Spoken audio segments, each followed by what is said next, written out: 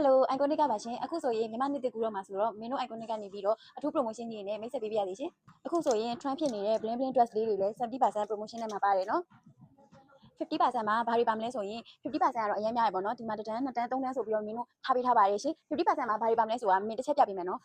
ဒါလေးတွေဆိုရင်ဘန်ကောက်ကနေပြီးဝင်ထားတာပေါ့နော် quality ကလည်းအရင်ကောင်းတယ်ဒီလို dress တွေလည်း50%မှာပါတယ်နော်ဒါလေးဆိုရင် mid customer လေးရှာနေကြတဲ့ဂျာစီလေးတွေပေါ့နော် dress အရှည်ကြီးတွေလည်းပါတယ်ပေါ့နော်ဒါလေးဆိုရင်လုံးဝပွဲတက်လို့ကောင်းတဲ့ dress တွေပေါ့နော်ဒီဟာလေးတွေဆိုရင်ဒင်နာသွားမလားအဆင်ပြေရပေါ့နော် dress ဆက်လေးတွေမှာဒီလိုလေးတွေပါမယ်ဒါလေးတွေက50% shop ပေးရဲဆိုတာကမင်းတို့ကကြတော့ဒါလေးတွေကတစ်ထည်ချင်းစီပဲရှိတော့ပါပေါ့နော် store အရင်မများတော့တဲ့အတွက်ဒါလေးတွေဆိုရင်တစ်ထည်ပဲရတော့မယ်ဒါလေးတွေဆိုရင်လည်းတစ်ထည်လေးပဲရတော့မှာပေါ့နော်ဒါလေးတွေဆိုရင်အရင်လာပါတယ်သူကတော့အယောင်ရှိသေးရပေါ့နော်ဒါလေးတွေဆိုရင်တော့9ထည်လောက်ပဲ store ရှိတော့မှာပါရှင်